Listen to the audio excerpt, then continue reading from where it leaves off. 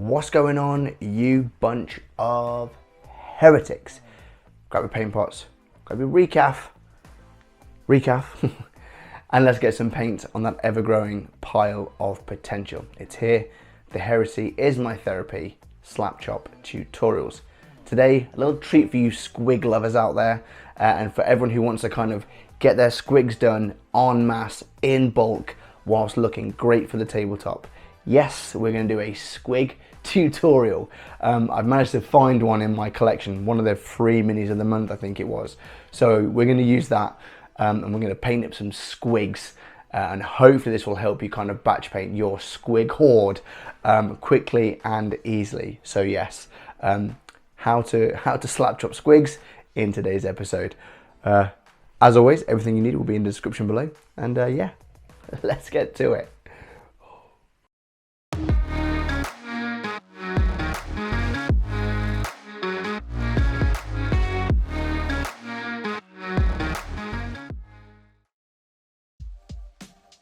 Right then guys, here he is, the squig, that free model of the month that was around a while ago, but here we're going to get our squig done. As you can see, I've based it in Abbadon Black.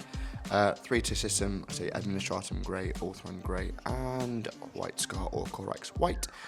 Grab yourself a few dry brushes, and then of course you've got your different, I've got my kitchen roll, I've got my wet palette, and I've got my pot ready to go.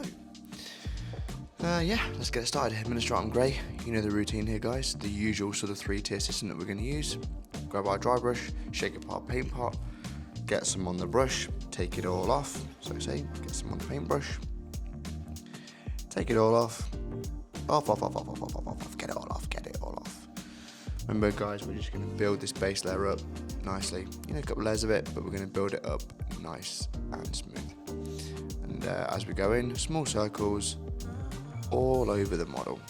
Okay, small circles all over the middle, fit between this brush and your smaller brush to get underneath everywhere, but we want a good base layer of Administratum Grey.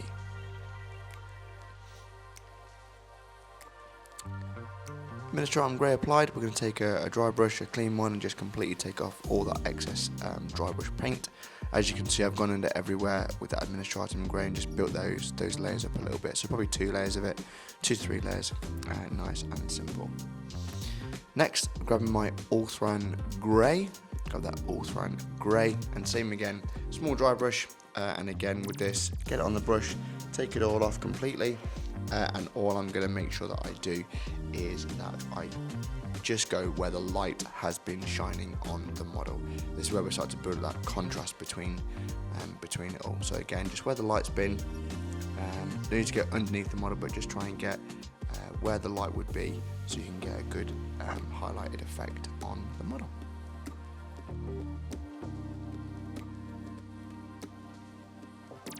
And there he is, like I say, nice and highlighted. Nice, and we can see the difference between the bottom and the top. And again, we're just taking off that excess paint with our dry brush. Gonna grab my white scar now. White scar, and same again. All we're doing, we're just topping at what we've just done with our 3-tier dry brush system for this Slapchop speed paint base. Alright, so like I say, take it off, plenty off the brush, get it all off. And all we do, same again, small circles all over the top of the model and all to where all the parts where the light would be shining. So we get that nice natural effect between the shadows and of course the top of the models and those raised areas as well.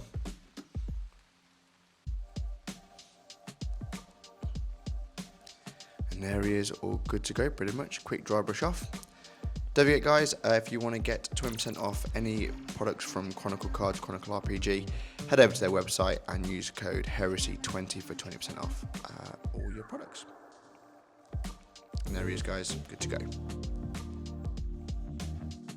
Right, so dry brush applied, we're going to use this Magma Orange, and obviously we've got our Lamium Medium. Okay, this is a very vibrant orange, but we're still going to mix it down use a small brush or a medium brush for this. I have used a small brush for this, but then I will kind of change over to a medium one.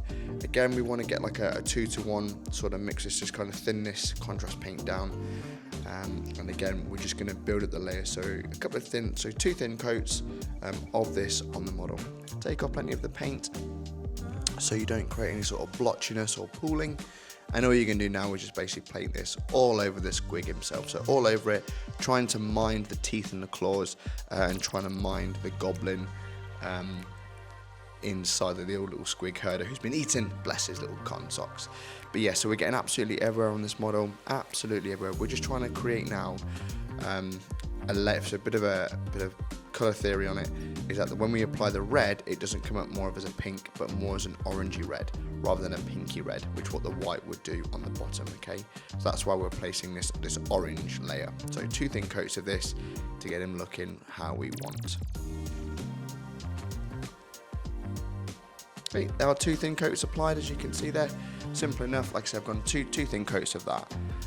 Again, we're all about efficiency for this, guys, so we're going to get our sterling mud or whatever basing you want to get on, and we're going to put that on now, so that as we're doing the rest of the model, that dries, and then we haven't got to do it at the very end. Okay, so it's about efficiency. Okay, so just pop it on there, get it on wherever you want to go, whatever the start of your base is, get it on now.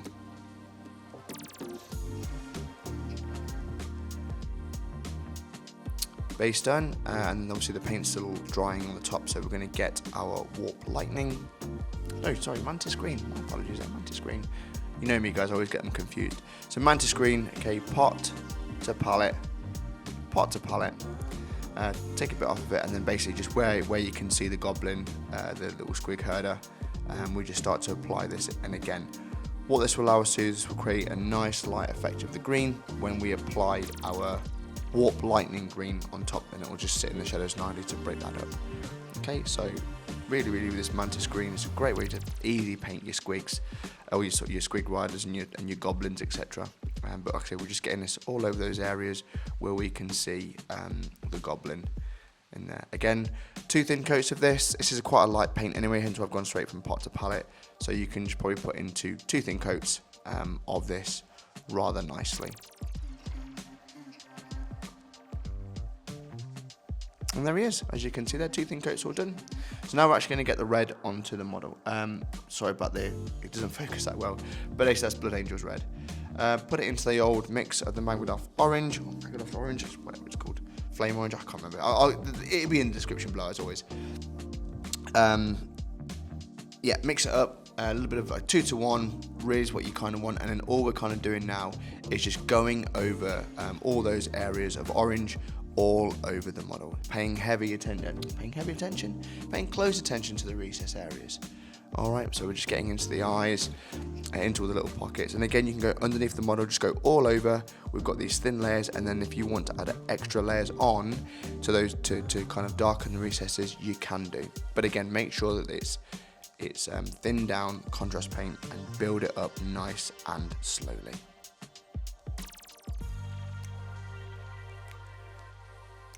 As you can see, a couple of layers on there, 2 thin coats as always, and that just allows the contrast paint to do its job.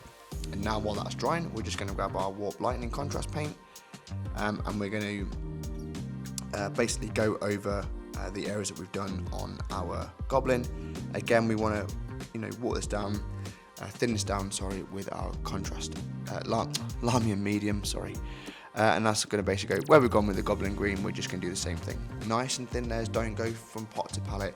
Make sure you thin this paint down, and then cover all of the goblin that you've done with that green, and that will just sit really nicely into the recesses, creating a nice sort of contrast between the dark green and the light green, and that very obvious goblin effect that we're trying to achieve. Yep, so it's like you say, just all over him, nice and easy. Not too neat. In all fairness, you're just painting by numbers, as always with good old Slapchop. You love to see it, don't you? You love to see it.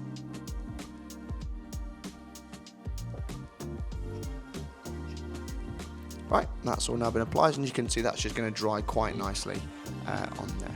Next of all, we're going to paint the side of the cloth inside the model and create a bit of a dark shadow inside the mouth. So I'm going to use Black Templar. I know usually we go Tarragon Turquoise and then Black Templar, but for this we can safely go Black Templar mixed with some Lamia Medium. Again, thin coats. We don't want this to be too heavy. We want to slowly build up the layers so that it sits nicely in the model. Okay, don't go pot to model. Go pot, palette, add the Lamia Medium, 2 to 1. And then all you're going to do, just where the sort of cloth work is on the model, that's where you're going to paint, obviously. Yeah, paint by numbers, guys. That's all this is. Paint by numbers. Simple enough. So like I say, and then all you need to do is just build up those layers bit by bit. And realistically, when it's inside the mouth, it doesn't have to be too neat.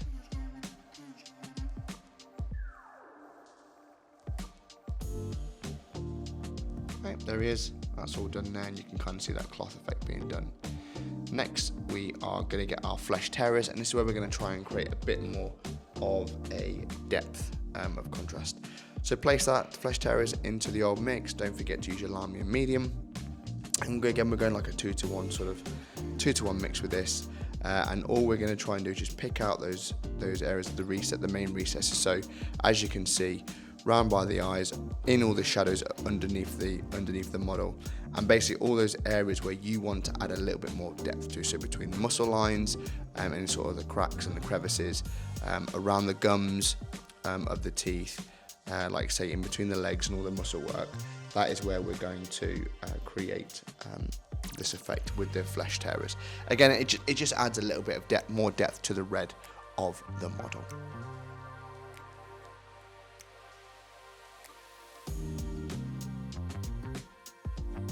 That's now applied. So we're going to get our Shaiish purple, and all we're going to do with our Shaiish purple is we're basically going to go into the gums of the model. Again, paint, palette, get brush off, little bit of Lamia Medium, nothing too much, a little bit of Lamia Medium, nothing too wild. And all we're going to do then, like you say, we're just going to place it in sort of like the gums of the model. So just minding the teeth, but just into all the gums, and it just gives it a little bit of depth and colour in those squig gums. Yeah, I thought purple would be quite a nice thing to do for his gums, and it works quite nicely, I think. What do you reckon? Nice and thin. Build it up. Right, there he is. That's all kind of done there, really.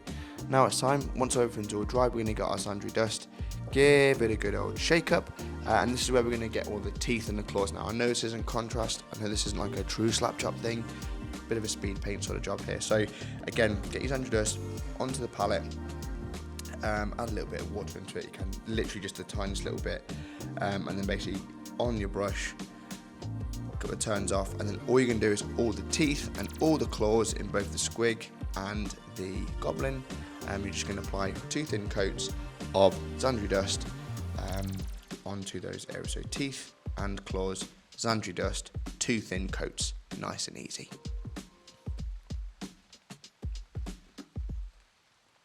Right, that's all applied. Now what we're going to do, we're going to get our Gor-grunta Fur, and this is kind of just break up those areas to give it the kind of bony tooth looking effect. So Gor-grunta Fur, ooh, there you go, Gor-grunta Fur, I'll put it on top of the palette actually, Gor-grunta Fur, and take loads off the brush, walk it down a little bit. In fact, you know what, we are going to use a bit of Lamia Medium for this as well, so a bit of Lamia Medium in there, thin it down nicely.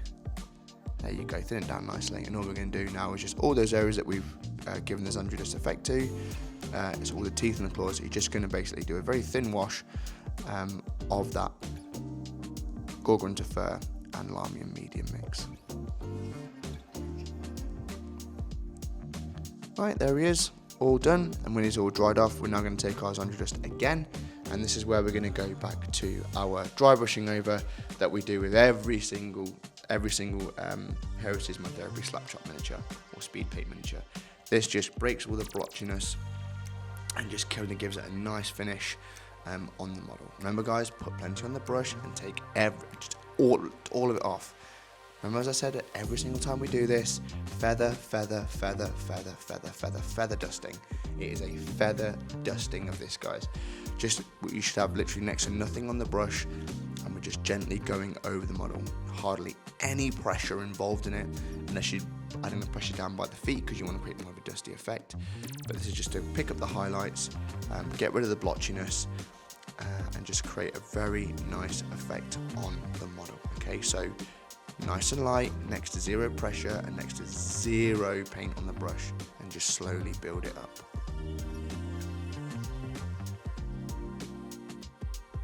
Right, here we are, nicely done. I reckon so, and you can just kind of see that all coming into play now. Next, we're going to paint the eyes, so we're going to get a bit of white scar. This is a really, really easy way of just painting the eyes on these squigs. So a bit of white scar, pot to palette, take plenty off. And all you're going to do is just put 2 little dots just where the eyes sit. Okay, so try and be as neat as possible with this. Okay, all you're going to do, like say, just grab your paint, take plenty of it off, and then as you can see there, just rolling it off, and then just into those eye areas. Okay, hasn't got to be too neat. Then you're going to take your either Imperial Fist or Iron Down Yellow, or whatever colour you want the eyes to be, either like a green or a blue or a yellow, and basically from pot to palette, and then straight in those areas as well. And then if you want to create a bit of a glow effect with it, all you then do is just pop it on the eye, and then just inside the eye area, just underneath the eyebrows, and it's as easy as that, guys. Easy as that, and that'll give you a nice eye effect on your squig. See, there you go, easy as that.